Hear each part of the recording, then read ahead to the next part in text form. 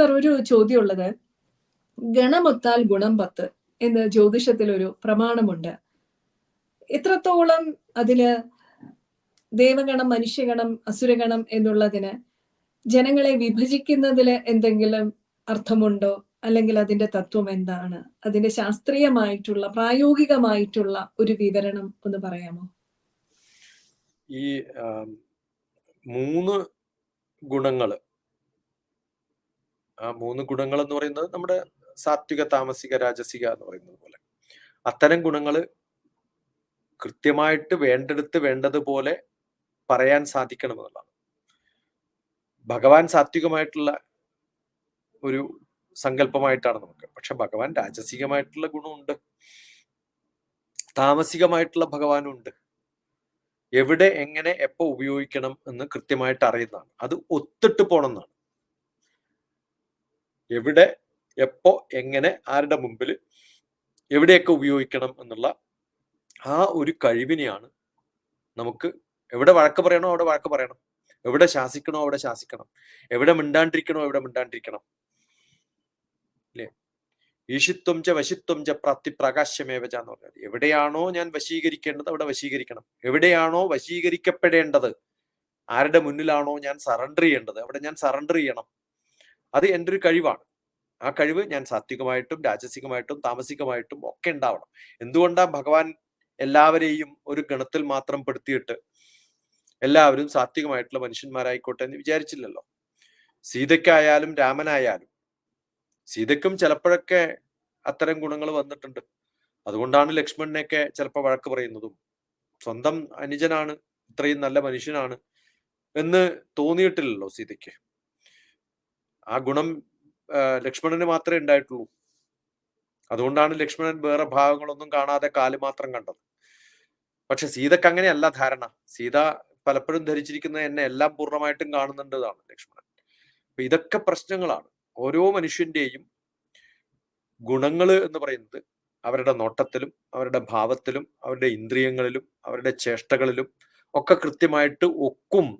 അത് ഒത്തില്ലെങ്കിൽ പ്രശ്നമുണ്ടാവും എന്നാണ്. അത് കൃത്യമായിട്ട് അറിയാം. ഭഗവാൻ, എല്ലാ ഭഗവാന്മാരും ആശീർവാദം മാത്രമല്ലല്ലോ. അഗ്രതശ്ചതുരോ വേദ പൃഷ്ടജ ശശരം ധനുർ എന്നാണ്. എവിടെ കാച്ചണോ അവിടെ കാച്ചിക്കൊള്ളാനാ പറഞ്ഞിരിക്കണം. എവിടെയൊക്കെയാണോ ശാപം കൊടുക്കേണ്ടത് അവിടെ ശാപം കൊടുക്കുക. ശാപാദപി ശരാദപി എന്നാണ്. എവിടെ ശരം ഉപയോഗിക്കണോ അവിടെ ഉപയോഗിക്കണം. ശരം എന്നുള്ള അർത്ഥത്തിൽ ശരം മാത്രമല്ല, അത് ഗദയായാലും അത് കോടാലി ആയാലും ഒക്കെ ഉപയോഗിച്ചിട്ടുണ്ട്. പരശുരാമനൊക്കെ എവിടെയൊക്കെ എന്തൊക്കെ ഉപയോഗിച്ചിട്ടുണ്ട്, അതൊക്കെ കൃത്യമായിട്ട് ഉപയോഗിക്കാനും ഒക്കെ കഴിവുണ്ടാവുമ്പോൾ അത് രാജസികമായ ഗുണമാവും, താമസികമായ ഗുണമാവും, സാത്വികമായിട്ടുള്ള ഗുണമാവും.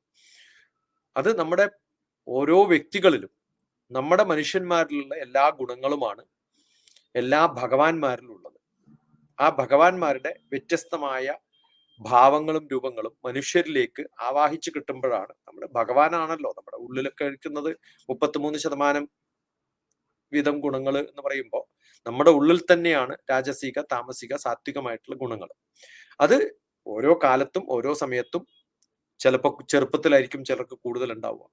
വയസ്സാവുമ്പോഴത്തേക്കും ചിലപ്പോൾ മാന്യന്മാരാവും, ചിലപ്പം ചെറുപ്പത്തിൽ നിന്നല്ല മാന്യന്മാരാവും. വയസ്സാവുമ്പോഴായിരിക്കും ദുഷ്ടബുദ്ധികളൊക്കെ വരുന്നത്. അത് അച്ഛൻ്റെയും അമ്മയുടെയൊക്കെ കൂടെ നിൽക്കുന്ന സമയത്ത് അവരുടെ ഗുണങ്ങൾ ചിലപ്പോൾ ഉണ്ടായിന്ന് വരും. അവരുമായിട്ട് വിട്ടുപോകുന്ന സമയത്ത് ഏതാണോ നമ്മുടെ സത്സംഗം ആ ഗണത്തിൽ പെട്ടുപോകും അറിയാതെ. നമ്മുടെ സ്വഭാവങ്ങളൊക്കെ മാറും, സ്വഭാവം മാറും. എന്നിട്ട് ബാക്കിയുള്ളവരുടെ ഭാവം നമ്മളിലേക്ക് വരും. ചിലർക്ക് അവരുടെ ഭൂതഗണങ്ങൾ അവർക്ക് പ്രശ്നങ്ങൾ ഉണ്ടാക്കി കൊടുക്കും. അയാൾക്ക് ആ ഗുണമില്ലെങ്കിലും അവരുടെ കൂടെയുള്ള ഭൂതഗണങ്ങളുണ്ടല്ലോ, ആ ഭൂതഗണങ്ങളുടെ ഗുണങ്ങളൊക്കെ അവർക്ക് ആവാഹിച്ചു കിട്ടും. ഇതൊക്കെ വളരെ സർവ്വസാധാരണമായിട്ട് മനുഷ്യന്മാരുടെ ബേസിക് ക്യാരക്ടേഴ്സ് നമ്മൾ പറയും. ആ ബേസിക് ക്യാരക്ടേഴ്സിലുള്ള വ്യത്യസ്തമായ ഭാവങ്ങളാണ്. അതിനെയൊക്കെ അതുകൊണ്ടുണ്ടാവുന്ന ഭവിഷ്യത്തുകൾ സാധാരണ മനുഷ്യന്മാർക്ക് വലിയ പ്രശ്നങ്ങളൊന്നുമില്ല. കാരണം അവരിടപെടുന്നത് ചെറിയ ഗ്രൂപ്പുകളായിട്ടായിരിക്കും, അവരുടെ ഫാമിലിയുടെ പ്രശ്നങ്ങളെ ഉണ്ടാവുള്ളൂ. പക്ഷെ അത് സമൂഹത്തിലാവുന്ന സമയത്ത് പൊസിഷൻ അനുസരിച്ചിട്ട് കുറേ ജനങ്ങളിലേക്കൊക്കെ അതിൻ്റെ ഭവിഷ്യത്തുകൾ ഉണ്ടാവുമ്പോഴാണ് നമ്മൾ ശ്രദ്ധിക്കുന്നതും അതിന് എതിരെ നമ്മൾ ശബ്ദിക്കേണ്ടി വരുന്നത്. അത് അവർക്ക് ബോധം ഉണ്ടാവണമെന്നൊന്നുമില്ല. കാരണം താമസിക ഗുണമുള്ള ഒരാളെ നമ്മൾ എന്ത് വഴക്ക് പറഞ്ഞിട്ടും കാര്യമില്ല. അവരെ മല്ലിടണമെങ്കിൽ രാജസികമായിട്ടുള്ളവർ തന്നെ പോണം എന്നാണ്. അതുകൊണ്ട് കുംഭകർണനെ ഉണർത്തണമെങ്കിൽ നമ്മൾ പോയിട്ട് അദ്ദേഹത്തോട് പ്ലീസ് ഉണരൂ ഉണരൂ എന്ന് പറഞ്ഞിട്ട് കാര്യമില്ല. ചെണ്ട കൊട്ടിയാലേ ഉണരുള്ളൂ, അയാളുടെ പുറത്ത് കയറി ചവിട്ടിയാലേ ഉണരുള്ളൂ. അതുകൊണ്ടാണ് ഈ വാനരന്മാരെയൊക്കെ ആയിട്ട് പോയത് രാമൻ. ഈ അവിടെ രണ്ട് തരത്തിലുള്ള ആൾക്കാരായിരുന്നു. ഒന്ന് താമസികമായിട്ടുള്ള കുംഭകർണൻ, ഒന്ന് രാജസികമായിട്ടുള്ള രാവണൻ. അത് സാത്വികമായിട്ടുള്ള രാമൻ പോയാല് അഡ്വൈസ് കൊടുത്തിട്ട് തിരിച്ചു വന്നാൽ നടക്കില്ല സംഭവം. അവരെ ഉപദ്രവിക്കണമെങ്കിൽ ആ രാജസികമായിട്ട് അടുപ്പമുള്ള കുരങ്ങന്മാരെ കൊണ്ടുപോകണം. അതുകൊണ്ടാണ് വാനര സംഘത്തെ കൂട്ടുപിടിച്ചത്, അല്ലാണ്ട് രാമൻ ഇവരുടെ ഗുണം ഉണ്ടായിട്ടൊന്നുമല്ല. മനസ്സിലായോ? അപ്പൊ ചില വലിയ ശത്രുക്കളെയൊക്കെ പോകണമെങ്കിൽ നമുക്ക് ഒരു പാലം ഇടണ്ടേ. ആ പാലം എന്ന് പറയുന്നത് ഇത്തരം ഗുണങ്ങളാണ്. അപ്പൊ ഈ 3 ഗുണങ്ങളും ഒന്നിന്ന് മറ്റേതിലേക്ക് ചാടാൻ പറ്റില്ല. അത് ഉണ്ടാക്കിയെടുക്കണമെങ്കിൽ ഇപ്പൊ സീതയെ സങ്കല്പത്തോടുകൂടി ഉണ്ടാക്കിയെടുത്തിട്ടുള്ളത് തന്നെ ഇങ്ങനൊരു കഥ ഉണ്ടാക്കണമെങ്കിൽ, അല്ലെങ്കിൽ ഇപ്പൊ രാമനെ രക്ഷിക്കാമായിരുന്നു, അല്ലെങ്കിൽ ലക്ഷ്മണനെ രക്ഷിക്കാമായിരുന്നു, പോരാ. കുറച്ച് രാജസികമായിട്ടുള്ള ഗുണങ്ങളുള്ള ഒരാള് ഒരു ആദ്യത്തെ ഒരു മെസ്സഞ്ചർ ആയിട്ട് പോകണം. ആ മെസ്സഞ്ചർ ആണ് ശരിക്കും പറഞ്ഞ സീത. ഇതൊക്കെ എന്ത് രസകരമായിട്ടാണ് ഉണ്ടാക്കിയെടുത്തിട്ടുള്ളതെന്ന് അറിയോ? ആ ഗുണങ്ങളൊക്കെ ഉള്ള ആൾക്കാരെ മാത്രമേ അയക്കാൻ പറ്റുള്ളൂ. ഒരു വളരെ പാവമായിട്ടുള്ള ഒരു സീതയെ അയച്ചിട്ടുണ്ടെങ്കിലോ രാവണൻ അപ്പോഴേ ആളെ മാറ്റിയെടുത്തിട്ടുണ്ടാവുമായിരുന്നു. അങ്ങനെ പോരാ, കുറച്ച് രാജസികമായിട്ട് കഴിവുണ്ടാവണം സീതക്ക് എന്ന് വാത്മീകി കഥയിൽ തന്നെ പെടുത്തിയിട്ടുള്ളത് അതുകൊണ്ടാണ്. അതുകൊണ്ട് വളരെ ഈ 3 ഗുണങ്ങളും നമ്മളിലൊക്കെ ഉണ്ടാവണം. അതില്ലെങ്കിൽ സർവൈവ് ചെയ്ത് പോകാൻ പറ്റില്ല. അതുകൊണ്ടാണ് ഈ ഗുണം മഹാഗുണമായിട്ടും ഒത്ത ഗുണമായിട്ടും 10 ഗുണമായിട്ടും ഒക്കെ പറയാം നമുക്ക്. അത് കൃത്യമായിട്ട് നമ്മുടെ ഓരോ വ്യക്തിക്കും ജാതകത്തിൽ ഓരോ സമയത്തും അത്യാവശ്യമായിട്ടുള്ളതൊക്കെ നമുക്ക് ഉണ്ടാവും. അത് 3 ദശകളിൽ നമ്മൾ ചിത്രശലഭത്തെ പറയുന്നത് പോലെ എപ്പോഴാണോ ഒളിഞ്ഞിരിക്കേണ്ടത് ആ ഒളിഞ്ഞിരിക്കുന്ന സമയത്ത് പ്യൂപ്പയായിട്ടും പിന്നെ ലാർവയായിട്ടും പിന്നെ ബട്ടർഫ്ലൈ ആയിട്ടും ആ സമയത്ത് പറന്ന് നടക്കാനുള്ള കഴിവുണ്ടാവും. അത് 3 നമുക്ക് ഉണ്ടാവണം. എല്ലാ മനുഷ്യനും ഒരു കാലത്തും പൂർണ്ണമായിട്ടും ഒരു ദശയിലല്ല, വ്യത്യസ്തമായ ദശകളിലാണ്. ആ ദശകളാണ് നമ്മൾ ഈ പറയുന്ന ജീവിതത്തിന്റെ വ്യത്യസ്തമായ ദശകളും അതിന്റെ അനുഭവങ്ങളും ഒക്കെ ഉണ്ടാവണം. അതൊക്കെ പൂർത്തീകരിക്കുമ്പോഴാണ് ഒരു ആയുസ് എന്ന് പറയുന്നത്. ആ ആയുസ് പൂർണ്ണമായിട്ട് നമുക്ക് എല്ലാവർക്കും ഉണ്ട്. എല്ലാവരും എല്ലാം അനുഭവിക്കുമോ എന്ന് ചോദിച്ചു കഴിഞ്ഞാൽ അവരുടെ ഗുണമനുസരിച്ചിട്ട്, അവരുടെ സത്സംഗം അനുസരിച്ചിട്ട്, അവർക്ക് തന്നിട്ടുള്ള ഗതി അനുസരിച്ചിട്ടും ഗതി വിഗതികൾ നമ്മൾ തീരുമാനിക്കുന്ന അനുസരിച്ചിട്ടൊക്കെ കുറച്ച് അങ്ങോട്ടും ഇങ്ങോട്ടൊക്കെ മാറ്റം ഉണ്ടാവുന്നേ പറയാൻ പറ്റുള്ളൂ. അതുകൊണ്ടാണ് അസുരഗണത്തിൽപ്പെട്ടവര് അസുരഗണമായിട്ട് തന്നെ വിവാഹം, അല്ലെ, ദേവഗണമായിട്ട്, അല്ലെ, മനുഷ്യഗണം എന്ന് പറയുന്ന ഈ ഒരു തരത്തിലുള്ള വ്യക്തികളെ ഡീൽ ചെയ്യാൻ അതേ എനർജി ഉള്ളവർക്ക് മാത്രമേ സാധിക്കുകയുള്ളൂ. രാജസികമായിട്ടുള്ളവർക്ക് രാജസികമായിട്ടുള്ള സ്വഭാവമുള്ളവരുടെ ഒരു ഏറ്റുമുട്ടലിൽ മാത്രമേ അവർ ഒതുങ്ങുകയുള്ളൂ. അല്ലെങ്കിൽ ദേവഗണം ഉള്ളവർക്ക് മാത്രമേ മനസ്സിലാകുകയുള്ളൂ. അത് പൂർണ്ണമായിട്ടും ഒരു ജീവനിൽ പൂർണ്ണമായിട്ടും 120 ആയുസ് പറയുന്ന സമയത്ത് 120 വർഷം അതല്ല, അതുകൊണ്ട് ദശാസന്ധി ഇല്ലാതിരിക്കുന്നതാണ് പറയാം. നമ്മൾ ഓരോ ദശ മാറിയിട്ട് അടുത്ത ദശ വരുമ്പോഴത്തേക്കും ആ ദശയുടെ ഇടയിൽ പെടുന്ന സമയത്ത് ഇത് തമ്മിൽ യോജിക്കാത്ത സമയത്ത് നമ്മൾ അവരെ കൂട്ടിച്ചേർത്താൽ ദശാസന്ധിയായി. അതുകൊണ്ട് ദശാസന്ധി ഇല്ലാതെ യോജിപ്പിക്കാം. ഒരു ഗുണം പൂർണ്ണമല്ലല്ലോ, ഞാൻ പറഞ്ഞല്ലോ, മാറ്റി വരും, പ്രായമനുസരിച്ച്. അപ്പോ ആ കാലഘട്ടത്തിൽ അവരുടെ യോജിപ്പ് എങ്ങനെയാണെന്നും കൂടി നോക്കിയിട്ടാണ് നമ്മൾ ദശാസന്ധി തീരുമാനിക്കുക.